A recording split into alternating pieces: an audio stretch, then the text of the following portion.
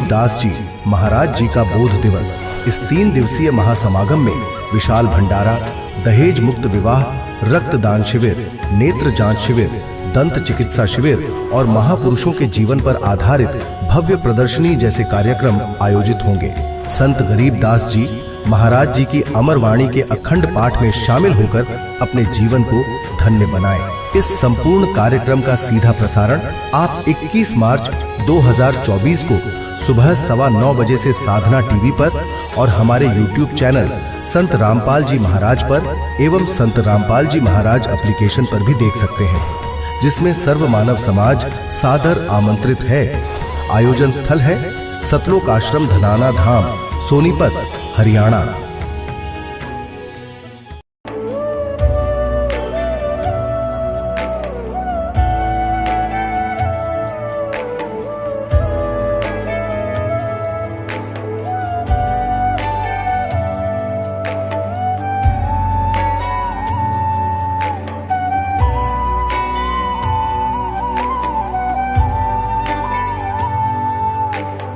गीता 18 के श्लोक नंबर 62 में भगवान स्वयं कह रहे हैं कि अर्जुन उस परमेश्वर की शरण में जा जिसकी कृपा से परम शांति व शाश्वत स्थान अर्थात सतलोक को प्राप्त होगा। वो परमेश्वर कौन है, कहां है, कैसा है, जानने के लिए कृपया अवश्य सुनिए जगत गुरु तत्वदर्शी संत रामपाल जी महाराज के अमृत वचन। तो पुण्यात्माओं, आप सबका दायित्व बनता है यो कि अपने भूला न राह बतावे। और पहले जब बताना, जब आपका विश्वास हो जाए कि दास सच्ची कह रहा है, ना भूल के भी इसका जिक्र ना करना जब तक आपका विश्वास ना हो। और विश्वास तो दास करा के छोड़ देगा। कोई बालका का लेख है, भगवान के बताया हुआ ज्ञान इसमें इतनी भी मेन मेख नहीं पा सकती।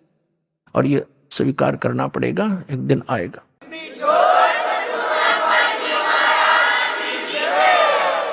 फिर कहते हैं, तारा मंडल बैठ कर ये चांद बड़ाई खावे, उदय भया जब सूरज का स्यों तारों छुप जावे। अभी तक हम जिस भी देवी देव ने पूजे थे, हमने वो गणाय में मावान लगा था। और परमात्मा के इस ज्ञान की रोशनी में अब ये सभी ज्ञान ऐसे छुप जाएंगे, ऐसे निष्क्रिय हो जाएंगे, निरस्त हो जाएंगे, जैसे रात्रि के समय तारा मंडल के अंदर आकाश में चंद्रमा सुशोभित होता है और सबसे ज्यादा प्रकाश युक्त नजर आता है। जब सूर्य उदय हो जाता है, वो रहता विद्यमान है पर उसका अस्तित्व नहीं रहता, हमारे लिए उसकी आवश्यकता नहीं रहती उस समय। तो अब ये सूर्य का उदय हो रहा है। अभी तो ये समझ लो वो देसी भाषा में झोड़ बोड़ा सा ही है, यानी थोड़ा सा वो सूर्य उदय होने से थोड़ा सा पहले रोशनी होती है। अभी तो इतना होया है यो। अरे देखना जो शिखर में होगा सूर्य, पूरे विश्व में ज्ञान हो जाएगा, ये पूरे विश्व में।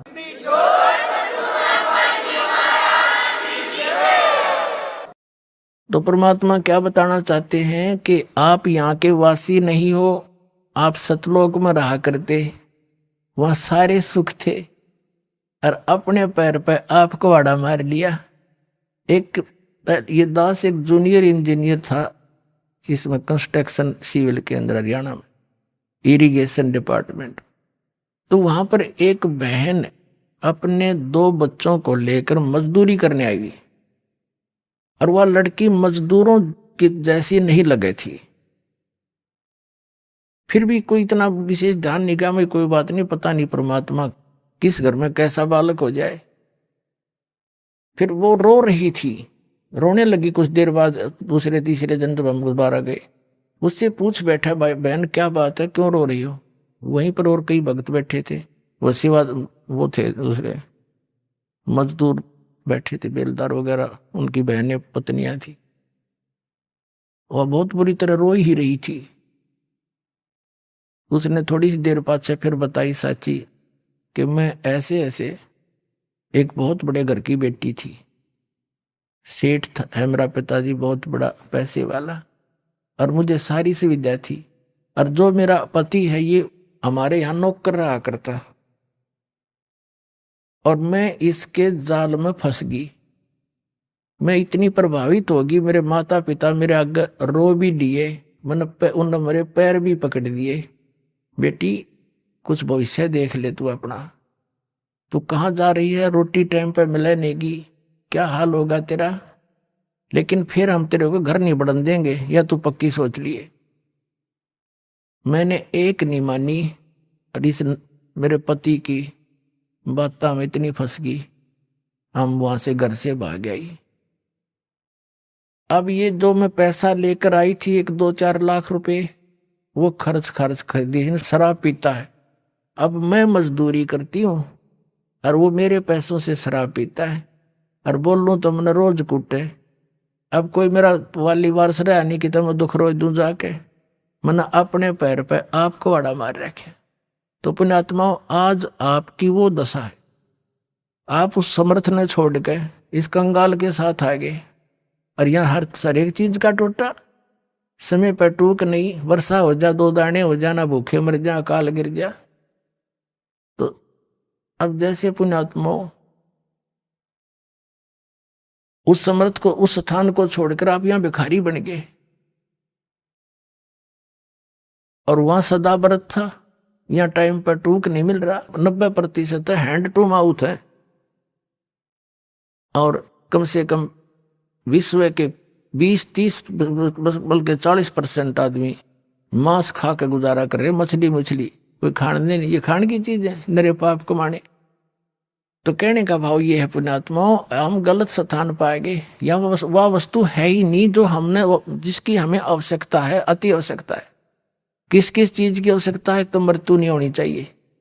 अगर हमारी मृत्यु ना हो, हम फिर भी से ढीठ हो रहे हैं, कोई दिक्कत नहीं, तो हाथ भी कट दे, पाँव भी कट जाए, मृत्यु ना होनी चाहिए। अरिया भी कंपलसरी। दूसरा, बुढ़ापा नहीं होना चाहिए, कोई वृद्ध होना पसंद नहीं करता, सारे होंगे। फिर आप देख रहे हो यहाँ सारी सुविधा चाहिए, बड़ी कोठी, सबकी इच्छा है बड़ी कोठी हो, कार हो, पार्क हो, है झूल डली हो, सरोवर हो स्नान करने। तो ये सुविधाएं आप यहाँ खोज रहे हो, जहां 7 जन्म भी 100 असंख्य जन्म नहीं हो सकती, पा सकती आपको।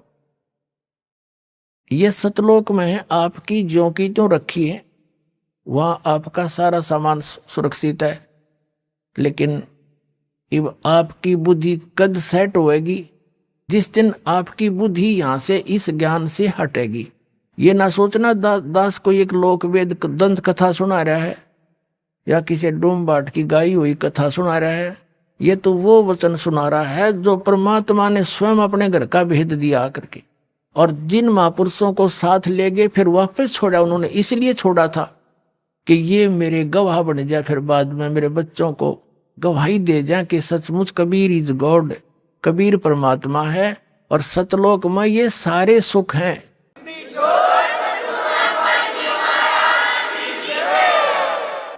और वहां जाया कैसे जाता है?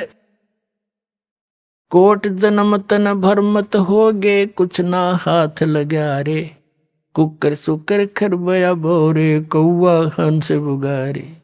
कोटि जन्म तू राजा की, ना मिटी न मन की आशा, भिक्षुक होके दर दर घूम लिया, ये मिला न निर्गुण रासा।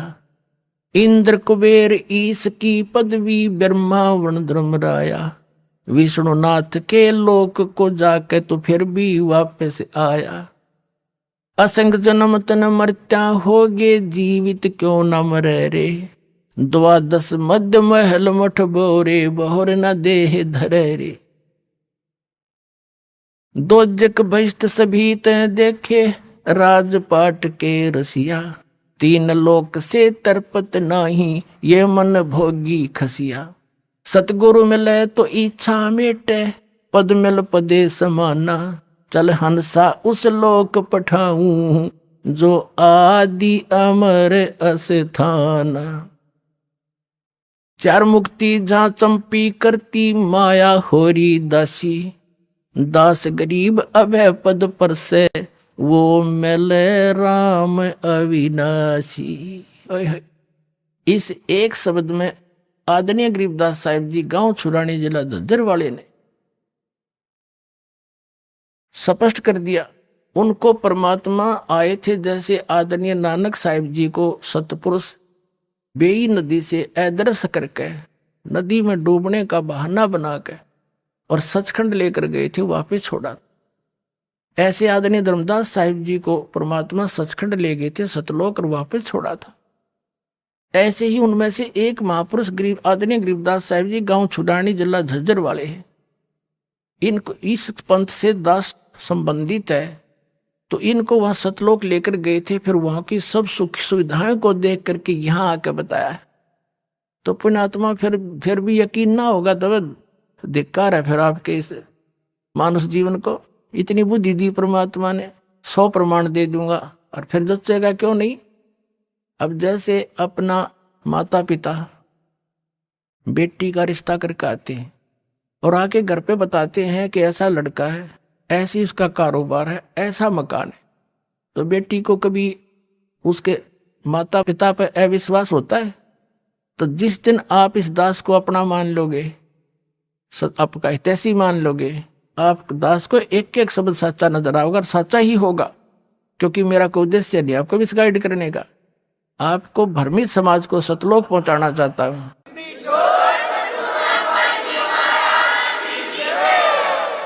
तो आदरणीय गरीबदास साहिब जी क्या बता रहे हैं कि कोट जन्म तन भ्रमत हो गए, कुछ नहीं हाथ लगा रे। कुकर सुकर खरवा बोरे, कौआ हंस बगारे, कुत्ता गधा सुअर बना, और कोटि जन्म तू राजा की न्या। अब हम राजा बनना चाहते हैं कि करोड़ बार बन लिया तू राजा, एक बार नहीं, एक प्राणी करोड़ करोड़ बार राजा बन लिए, और फिर भिखारी गधे बन गए। फिर मनुष्य जीवन कभी आया तो फिर भिखारी। फिर कहते हैं इंद्र कुबेर ईश की पदवी तुम ब्रह्मा वरुण धर्मराया, ये पदवी भी तुमने प्राप्त की है। और विष्णु लोक के पुर को जाकर तो फिर वापस आया, वहां जाकर भी सताई ठिकाना नहीं तेरा। फिर बताते हैं असंख्य जन्म तन मरत्या हो गए, जीवित क्यों ना मरे रे। जीवित मरना है, इन लोगों के चोचलों से मन हटाना। जनता के जो भक्ति नहीं कर रहे वो लोग, वो कैसी परंपरा मनाते रहे, आपने उससे अपना दिल डांटना पड़ेगा, मर्यादा में रहना पड़ेगा। दूसरा जीवित ये मरना है कि जैसे न्यू सोच ले, परमात्मा पाने के लिए, समय निकालने के लिए, यहां आने के लिए आपने इतना अपना मन समझाना पड़ेगा। जैसे एक व्यक्ति किसी कामवश नाइट सर्विस से कहीं जा रहा था, उस काम को करके जल्दी वापस आना था, उसने इतना इंपॉर्टेंट काम था घर पे, वो नाइट सर्विस वाली बस दुर्घटनाग्रस्त होगी, उसकी मृत्यु होगी। कितना अर्जेंट काम था वो, जिसके लिए रात को जाकर वापस आना था। अब वो ना रहा, वो काम ने कौन करेगा अर्जेंट ने। अब पर यूं हिसाब ला के चल रहे वहां से, जैसे कोई आपको ये कहता है कि वहां जाने में ये हानि हो जाती है, ये हो जाती है। वो तो बालक है, कुछ भी कह सकता है, जिसको ज्ञान नहीं। आपने ये सोच लेना चाहिए, वे मान ले आज मेरी मृत्यु हो जाती है, और फिर कौन करेगा इस काम को। ये तो फाइनल है, इसमें मानो चाहे ना मानो, 100 की सोच सकते हैं। फिर नो सोच के आ जा कि मैं आज नो सोच ले मर गया, और चल सत्संग में। ये तो ऐसे कहते देसी भाषा में, काम छोड़ने काम होया करे। अब मान लीजिए फिर 3 दिन पाछे, चौथे दिन आप फिर पहुंच गए, 5वें दिन वापस। अब 3 दिन नो सोच ले आप मर गए, और उस 3 दिन में जो भी काम खराब हो गया अपना फिर सेट कर लेंगे।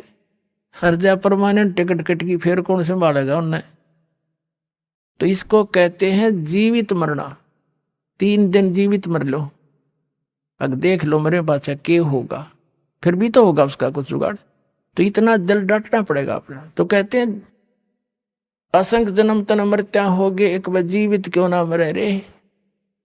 और 12 मद महल मठ बोरे, बहुर ना दे धरे रे। अभी तक ये 10वां द्वार की जो है ना धुन ला रखी थी, रट लगा रखी थी। 10वां द्वार पार कर दे, 10वां द्वार पार में भगवान अरे कि जम्मू रांझड़ी वाला श्री मधु परमहंस कबीर पंथी को और कख पता नहीं, यू घर में छाती पीटा करता, घर में खिड़की पा गई, घर में द्वार पा गया, किसी ने नहीं बताया आज तक। अरे क्या हो गया, जब कबीर सागर में पढ़ लिया घर में द्वार कहीं से तने गलती से, कबीर सागर में तो बर्मा लिखा फाइनल, उसमें पूर्ण ब्रह्म है।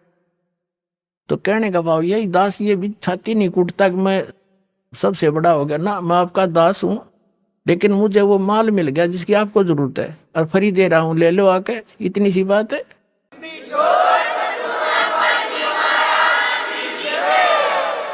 कहते हैं 12 मद महल मठ बोरे, बर में द्वार में, बर मां द्वार पार करके वो स्थान है, वो महल है, वो मठ है, वो ठिकाना है आपका जहां बोर ना दे दे रे, जहां जाने के बाद साधक फिर लौटकर कभी संसार में नहीं आती, वो बर्मा द्वार पार करके जाना पड़ेगा आपको।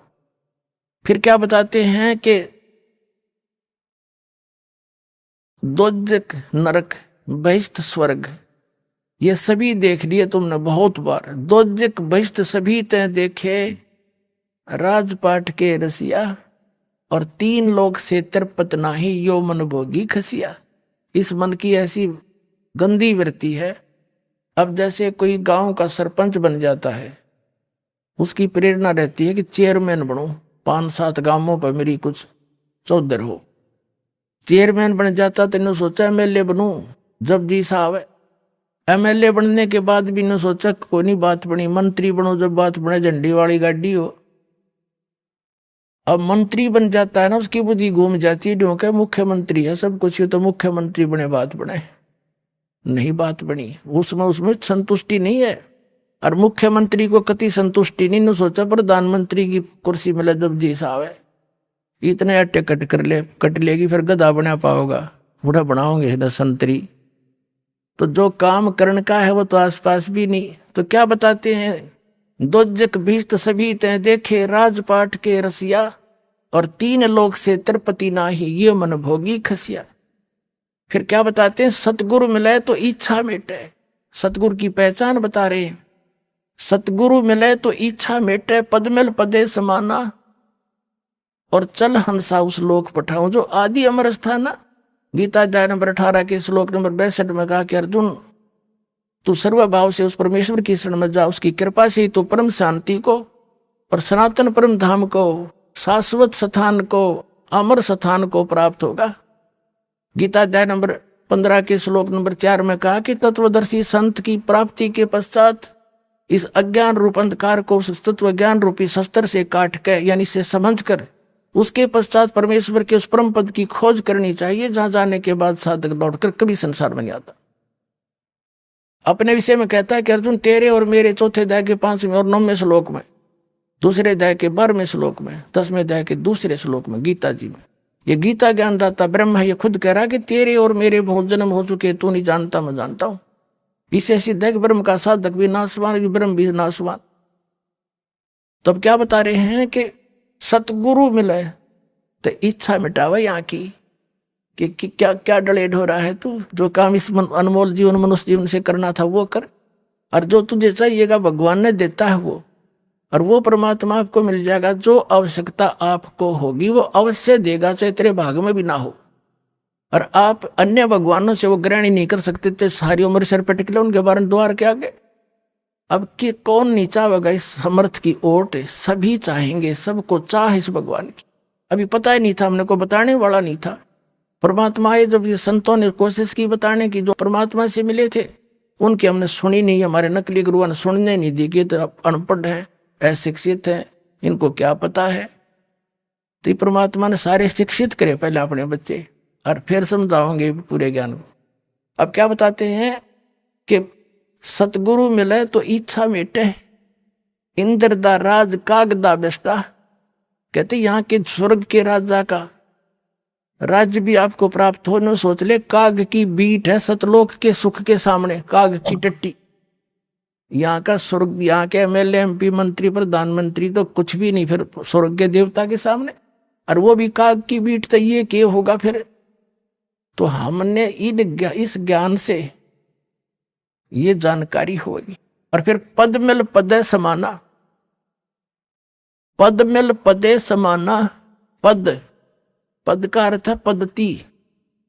यहां पद के दो अर्थ है, क्योंकि ये पद्य भाग है, इसमें शब्दों को कई बार उस राग के अनुसार अधूरा बोला जाता है।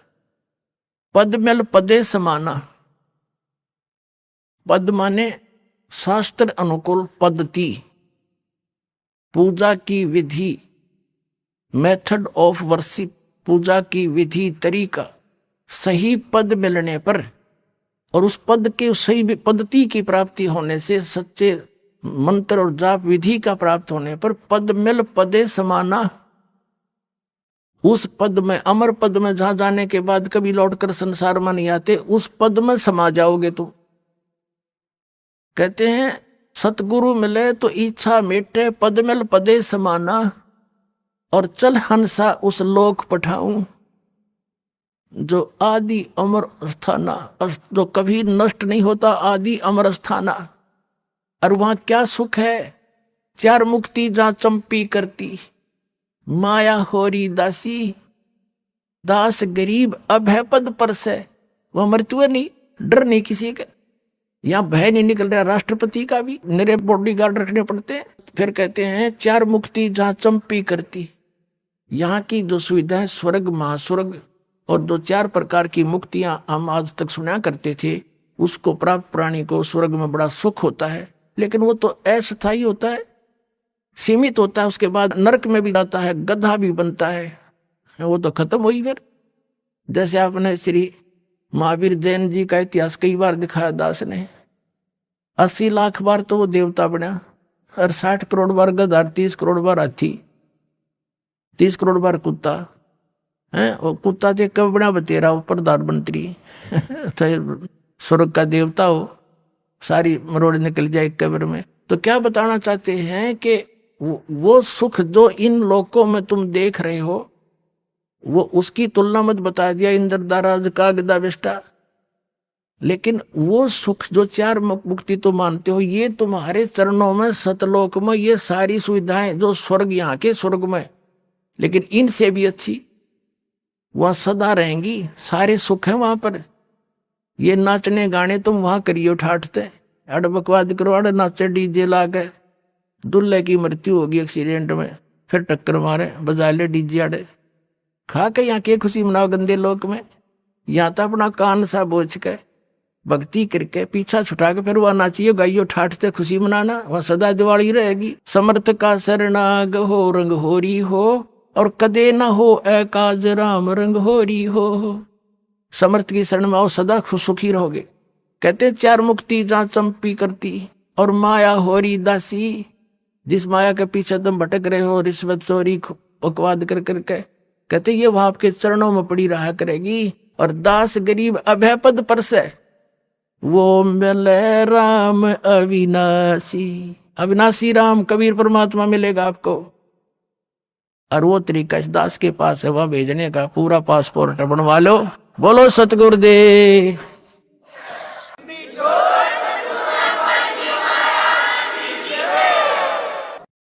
परमात्मा कबीर जी हम काल जाल में फंसे हुए सभी प्राणियों के इस दुख को जानकर समझकर अपने सतलोक से चल कर के यहाँ आते हैं और हमारे अज्ञान को समाप्त करते हैं।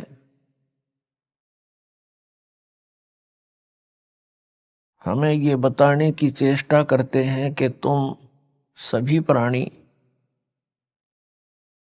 ऐसे स्थान से आए हुए हो जहां पर किसी वस्तु की कमी नहीं, किसी वस्तु का वहां पर अभाव नहीं, वहां कोई दुख नहीं, वहां पर वृद्ध अवस्था नहीं, सृष्टि ऐसी ही है, शरीर आपके ज्यों के त्यों है। वहां जो आपको शरीर प्राप्त था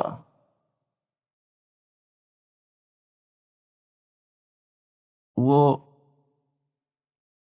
सभी रोग रहित, वृद्ध अवस्था उसमें नहीं होती, वहां मृत्यु नहीं होती। उस स्थान को आप अपनी गलती के कारण छोड़ आए।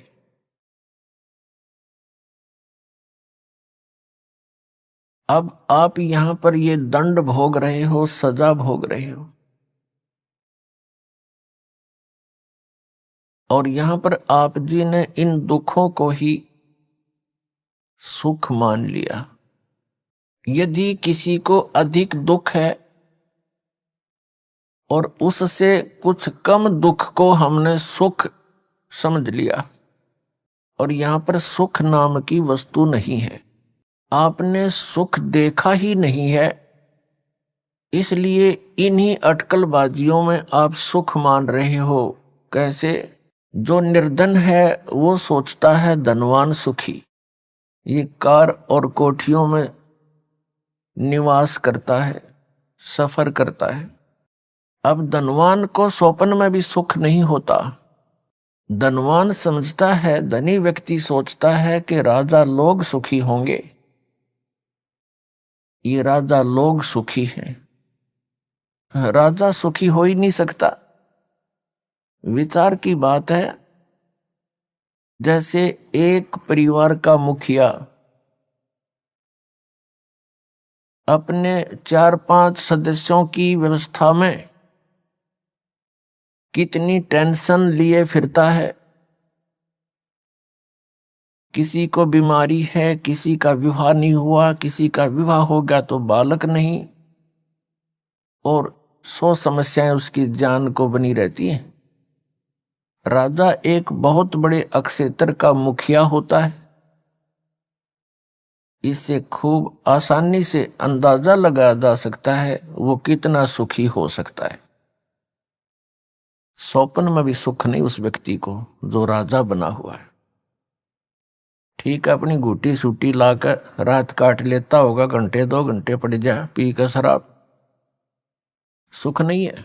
हाँ, उस व्यक्ति को जो परमात्मा से जुड़ा हुआ है, कबीर परमेश्वर की भक्ति करता है, वो चाहे निर्धन है, चाहे धनवान है, चाहे राजा भी क्यों ना बना हो, वो भगवान से डरने वाला, परमात्मा उसका साथी होता है। उसके ऊपर आने वाली आपदाओं को तुरंत निवारण करता है, क्योंकि कबीर परमात्मा वो सुख सागर है जो अपने बच्चों का दुख देख नहीं सकते। और जब तक हम इस परमेश्वर की शरण में नहीं आते हैं तो हम अन्य उपासनाएं जो करते हैं वो हमें अपने प्रारब्ध में आने वाली आपदाओं से नहीं बचा सकते।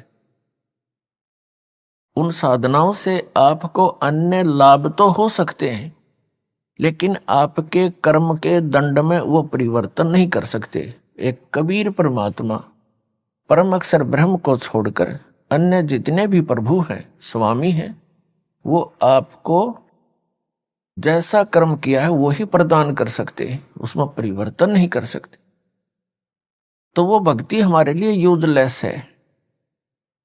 हमारे प्रारब्ध में, हमारे संस्कार में, पुण्यों में, इस जीवन के सफर में कोई ऐसा भयंकर घटना, दुर्घटना हो और वो टले नहीं,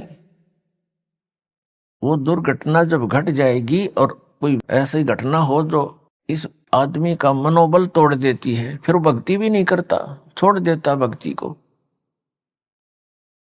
और परमात्मा कबीर जी आप पर आने वाले आपके प्रारब्ध के संस्कारों को बदल देता है। जब हमारे ऊपर कोई आपदा आ जाती है और हमें पता है कि इसका कोई निवारण इस पृथ्वी पर नहीं है, और फिर वो ठीक हो जाता है, उसका समाधान हो जाता है इस भक्ति से, तो हमारी आस्था भगवान में दृढ़ होती है और तभी हम भक्ति कर सकते हैं।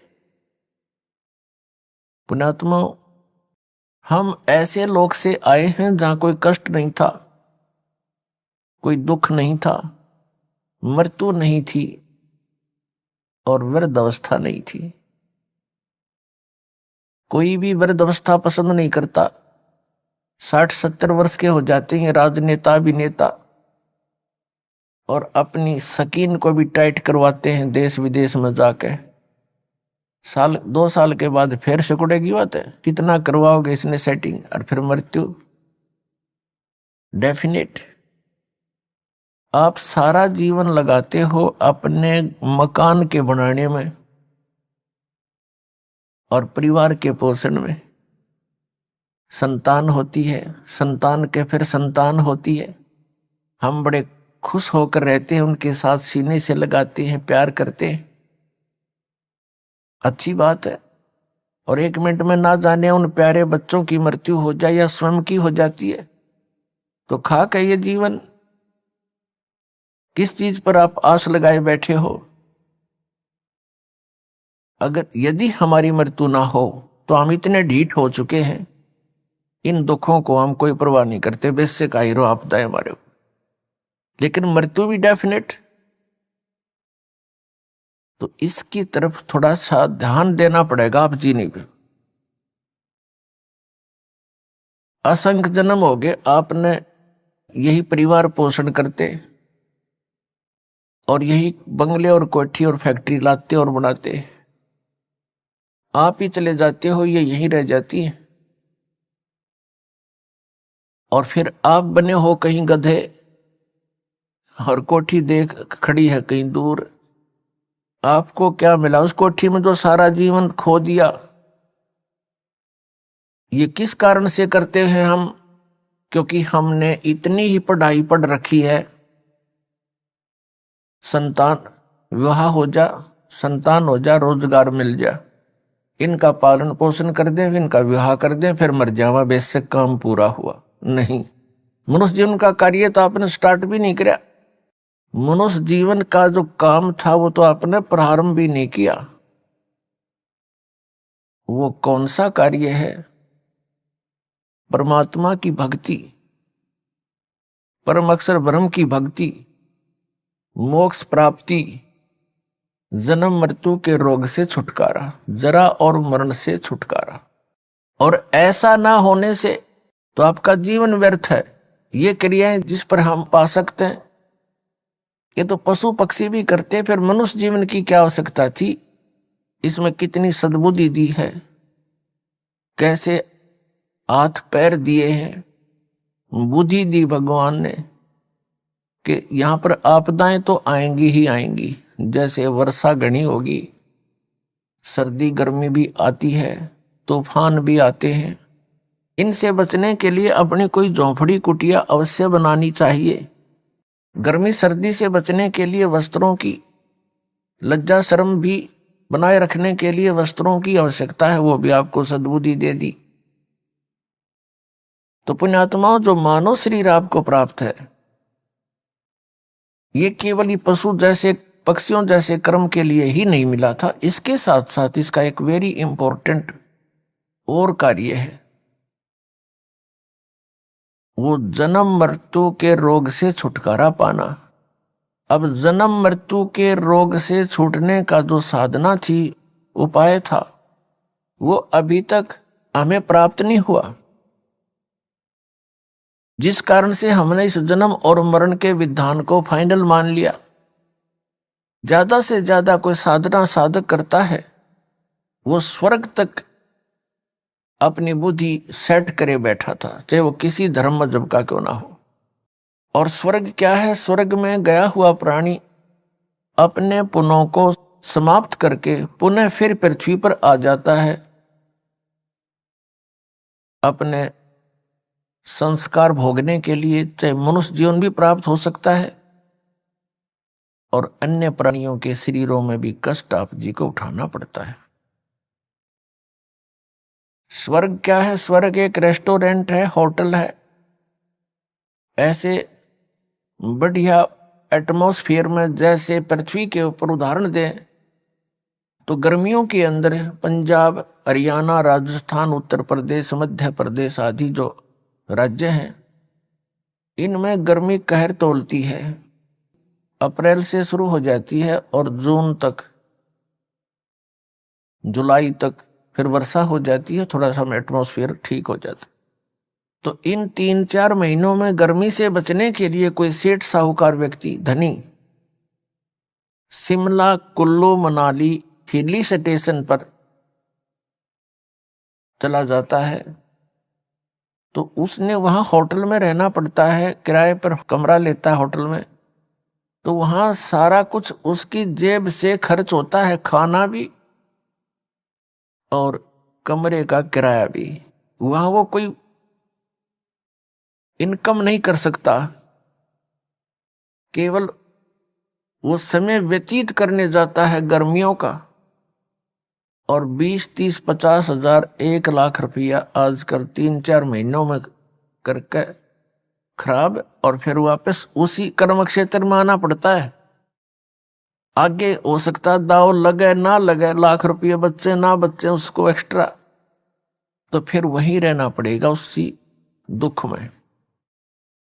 ठीक इसी प्रकार जो साधनाएं पुण्य प्राणी करते हैं, परमेश्वर कबीर जी की सत साधना के अतिरिक्त वो केवल स्वर्ग तक ही पहुंचते हैं, और उस स्वर्ग रूपी होटल में अपने पुण्यों की पूंजी का नाश करके वह पुनः फिर पृथ्वी पर आ जाते हैं। और ये प्रोसीजर, ये प्रोसेस असंख्य जन्मों से आप प्राप्त कर रहे हो, इसी के अंदर आप लिप्त हैं। पहले तो इस मार्ग का को बताने वाला हमें मिला नहीं कि इस स्वर्ग से भी आगे कोई ऐसा स्थान है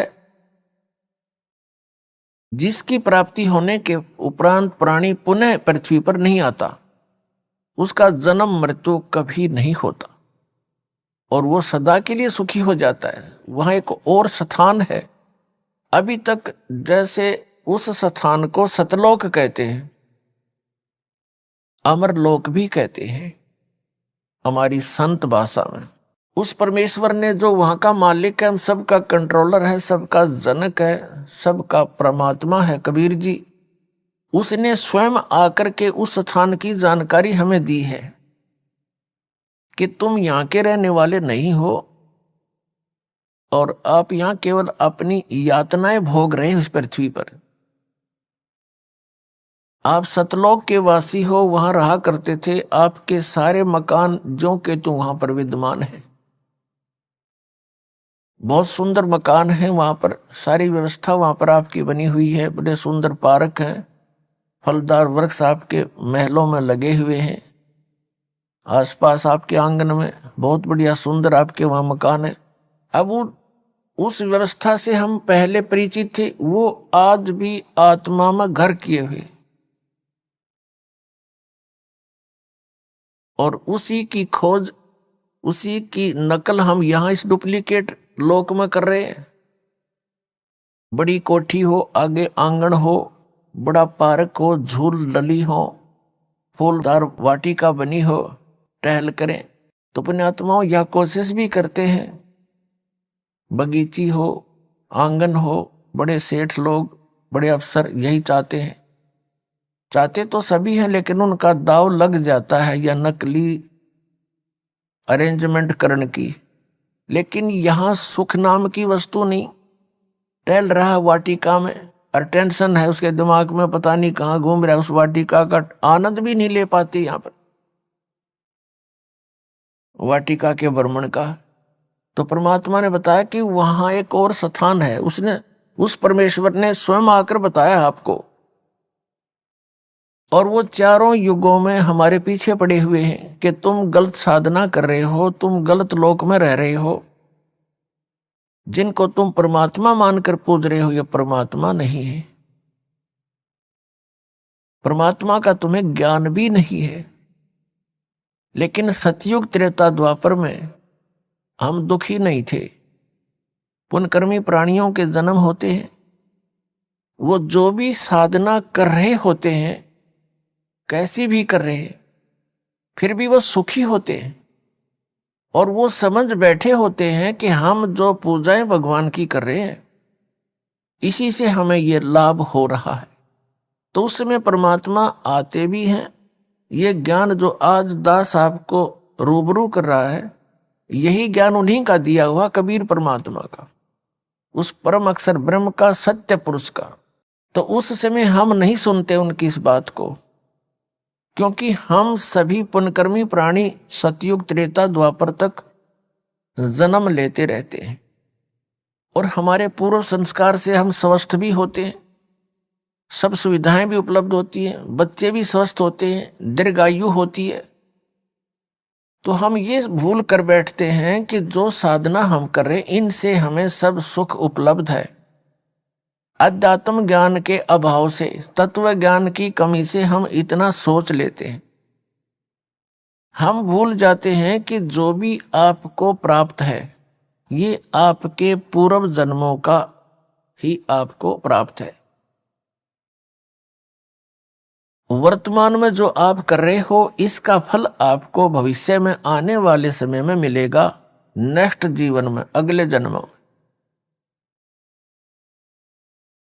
तो इस कारण से हम उस परमात्मा के यथार्थ ज्ञान को नहीं सुन सके, समझ भी नहीं सके और शरण भी ग्रहण नहीं कर सके।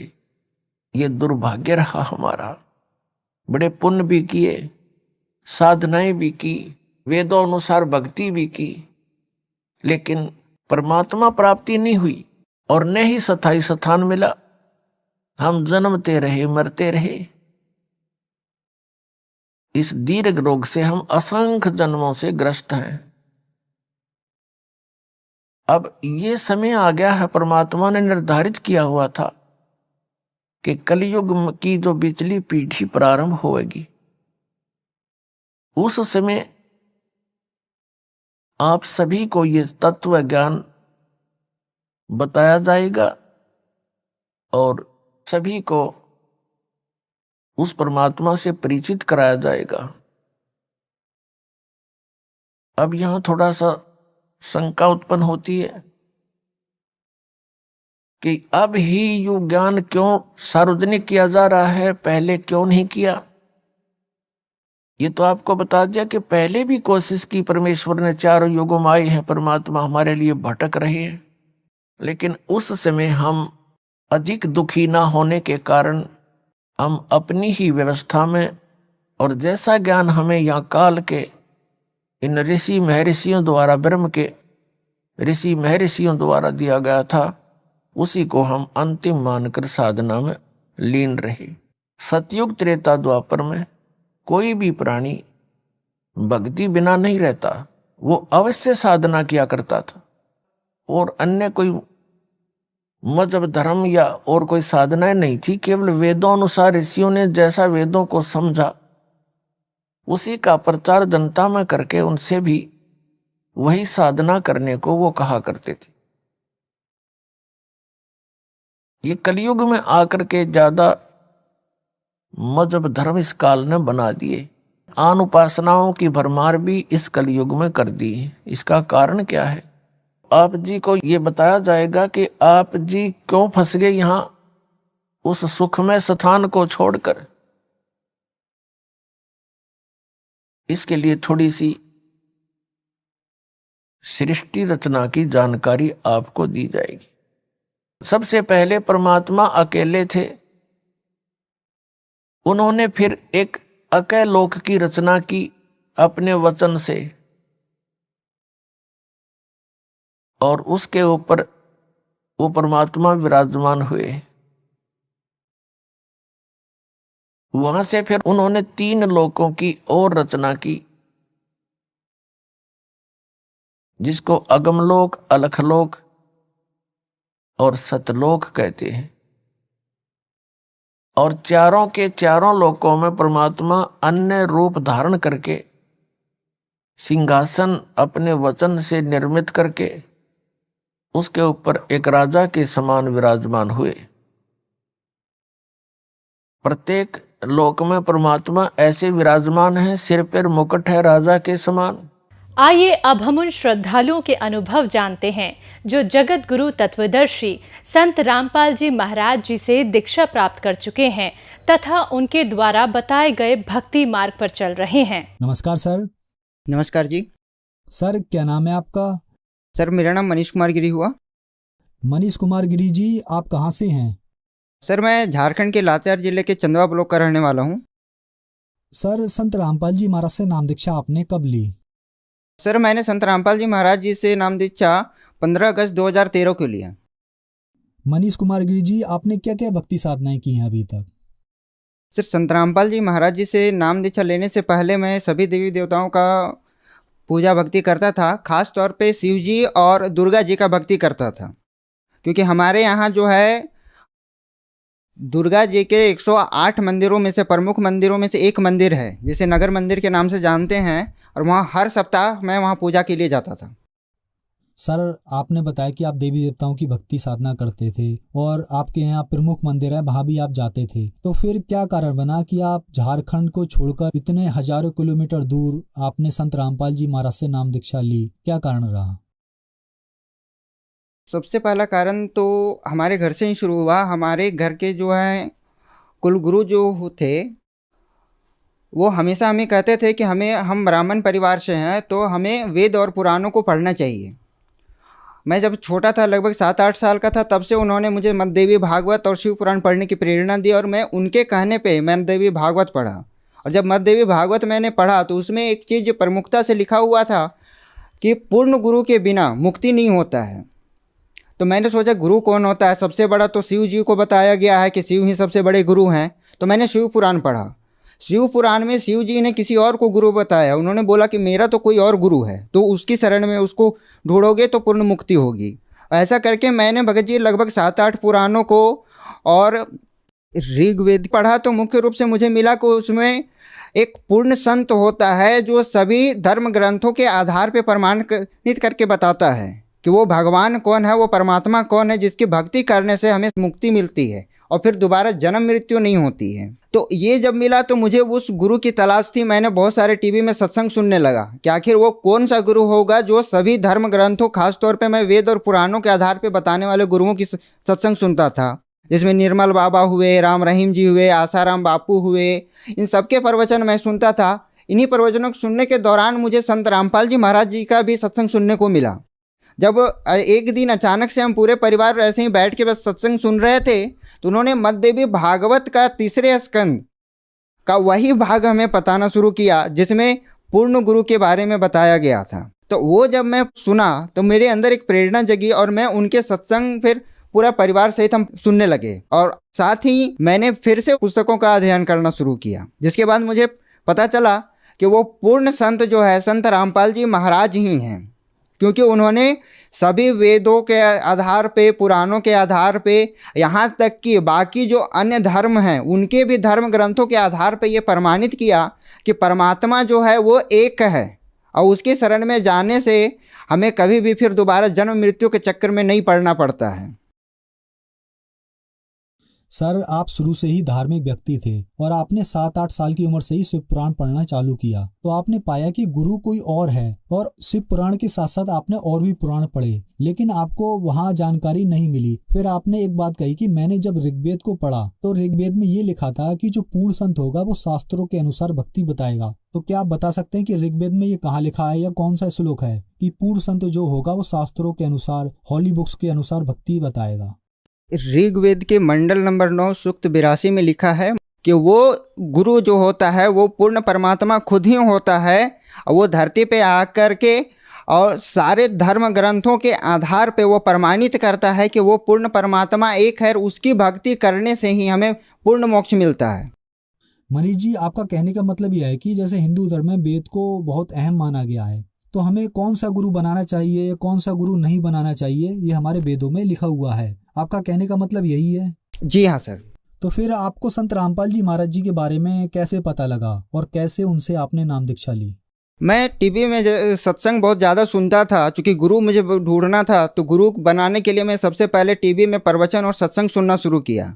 तो टीवी के माध्यम से ही संत रामपाल जी महाराज जी का सत्संग मुझे सुनने को मिला, और उसी सत्संग के दौरान मुझे वो सारी बातें उसमें पता चली जिसमें संत रामपाल जी महाराज जी ने बताया वेदों में, पुराणों में, कि वो पूर्ण परमात्मा जो है वो कबीर साहब जी हैं, और वही पृथ्वी पे साक्षात आते हैं और भक्ति सबको देते हैं, और उन्हीं का निज धाम जो सतलोक है वो पूर्ण मुक्ति का धाम है जहाँ जाने से फिर आदमी, कोई भी मनुष्य जो है फिर पुनर्जन्म नहीं होता उसका, जिसे हमारे वेदों में शाश्वत धूलोक लिखा गया है।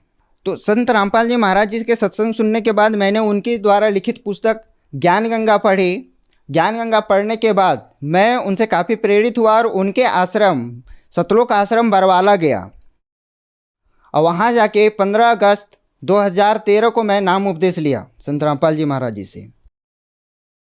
सर, जैसे कि आपके बतानुसार आपने ऋग्वेद पढ़ा और वेद पढ़े, उसमें आपने पाया कि पूर्ण संत जो होगा वो आपको शास्त्रों के अनुसार, वेदों के अनुसार भक्ति बताएगा। तो आपने संत रामपाल जी महाराज जी को ऋग्वेद के अनुसार या वेदों के अनुसार पाया कि वो ही पूर्ण गुरु हैं। तो क्या संत रामपाल जी महाराज से नाम दीक्षा लेने के बाद आपको लाभ भी मिले? आपके क्या अनुभव रहे?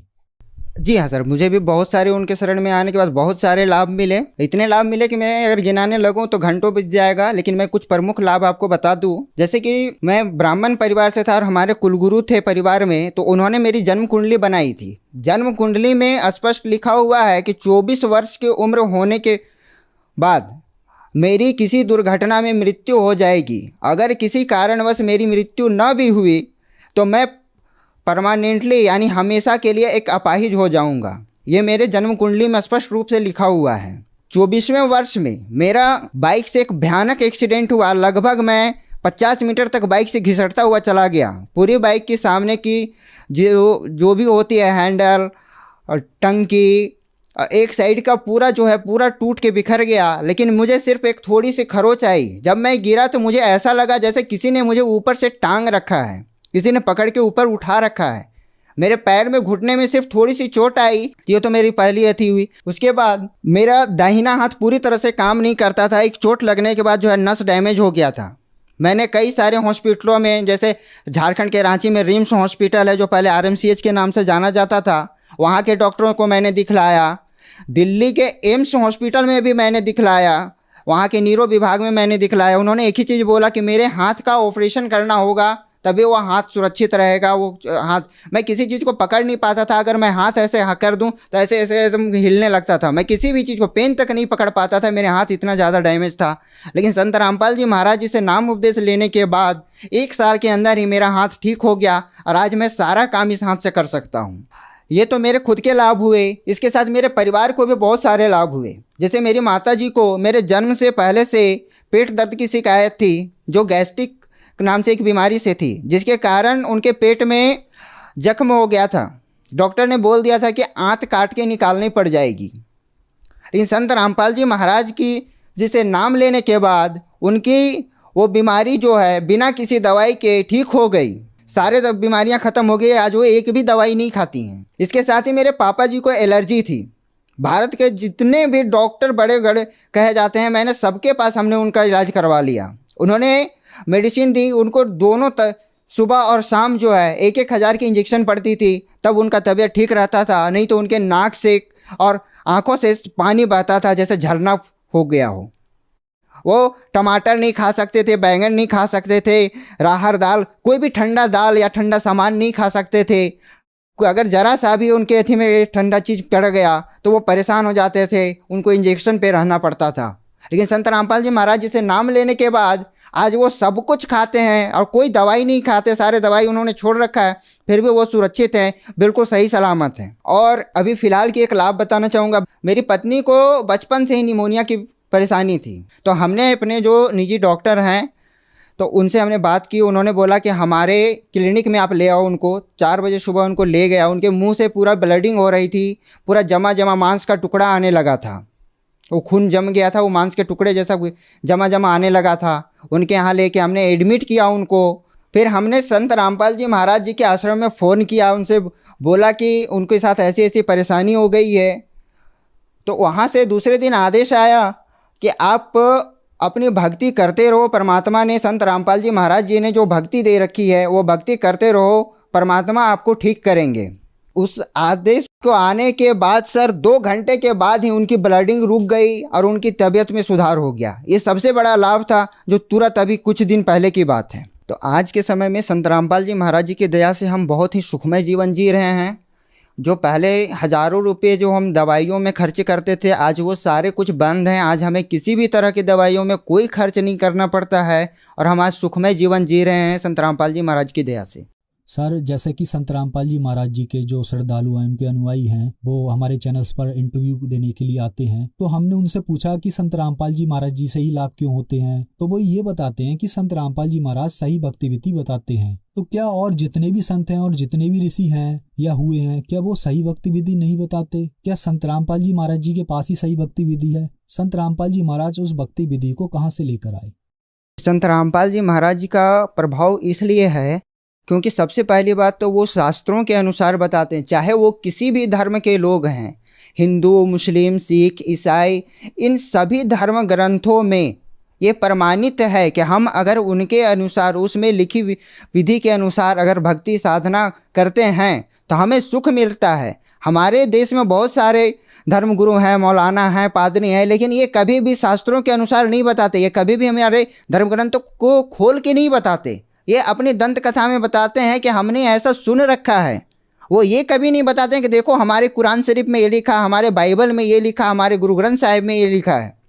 संत रामपाल जी महाराज जी सबसे पहले तो अपने वेद, पुराण, कुरान, इनमें लिखे हुए चीज़ों को दिखा के बताते हैं कैमरे में कि देखो ये लिखा है, उसमें बताया गया है कि ऐसे करने से हमें लाभ होता है।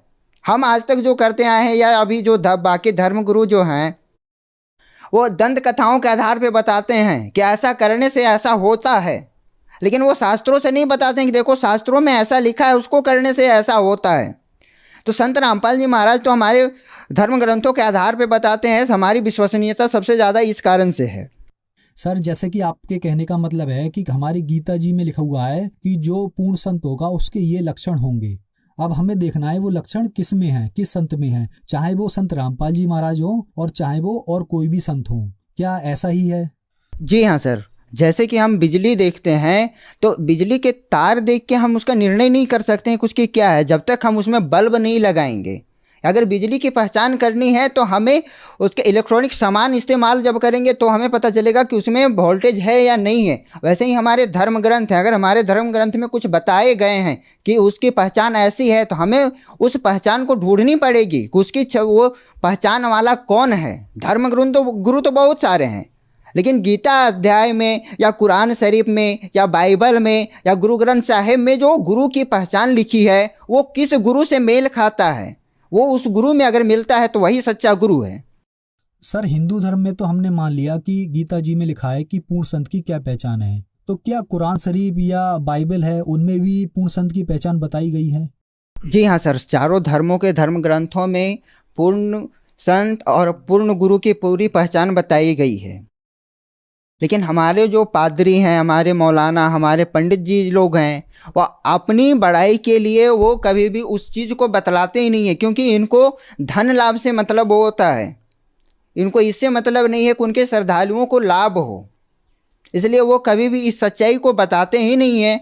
आप कुरान शरीफ में पढ़ लो, सूरत फुरकानी 25 के आयत नंबर 52, 58 और 59 में लिखा हुआ है। बाइबल के उत्पत्ति ग्रंथ में लिखा हुआ है। वैसे ही गुरु ग्रंथ साहिब के कई जगहों पे लिखा हुआ है पूर्ण गुरु की पहचान, जो नानक जी ने खुद अपने मुखबानी से बोल रखा है, उसमें भी पूर्ण गुरु की पूर्ण पहचान बता रखी है। तो आप उनको पढ़ सकते हैं और उसके अनुसार पूर्ण गुरु की खोज कर सकते हैं। सर, एक सवाल और, हमारे पास बहुत सारे सवाल आते हैं, उनमें से एक सवाल यह भी है कि कुछ लोग कहते हैं कि हम संत रामपाल जी महाराज जी का ज्ञान सुन रहे हैं, लेकिन हम संत रामपाल जी महाराज से नाम दीक्षा नहीं ले पा रहे हैं, नहीं लेना चाहते हैं, तो क्या हमें ऐसे ही लाभ हो जाएंगे? जी नहीं सर, जैसे कि मैंने बिजली के बारे में बताया, आप बिजली की तार को अगर सिर्फ दूर से देखोगे तो आपको बिजली के फ़ायदे नहीं होंगे। आपको बिजली का अगर फ़ायदे लेने हैं तो बिजली का कनेक्शन लेना पड़ेगा, अपने घर तक बिजली के तारों को कनेक्शन लगवाना पड़ेगा, फिर अपने इक्विपमेंट पे उसको जुड़वाना पड़ेगा, तभी आपको उस बिजली का लाभ मिलेगा। ठीक वैसे ही संत रामपाल जी महाराज जी के सत्संग सुनने से सिर्फ आपको लाभ नहीं मिलेंगे, उनके द्वारा दी गई नाम दीक्षा को लेकर भक्ति करने से आपको लाभ मिलेंगे। अब ये सवाल उन लोगों के द्वारा पूछा गया है जो संत रामपाल जी महाराज से नाम दीक्षा लेना चाहते हैं, उनके लिए क्या करना होगा? जो श्रद्धालु संत रामपाल जी महाराज जी से जुड़ना चाहते हैं, सबसे पहले तो वो उनके ज्ञान को समझें, उनके द्वारा बताए गए सत्संगों को सुने। उनके सत्संग सुनने के लिए यूट्यूब चैनल पे टीवी चैनलों पे, फेसबुक पे संत रामपाल जी महाराज जी अगर आप सर्च करते हैं तो उनके सारे सत्संग, वीडियो सत्संग, ऑडियो सत्संग सब कुछ मिल जाएंगे। आप वहाँ से उनके सत्संग सुन सकते हैं, उनके ज्ञान को प्राप्त कर सकते हैं। उसमें दिए गए आश्रम के फ़ोन नंबर पे फ़ोन करके आप नामदान सेंटरों पे जाके नाम दीक्षा ले सकते हैं। धन्यवाद सर। धन्यवाद।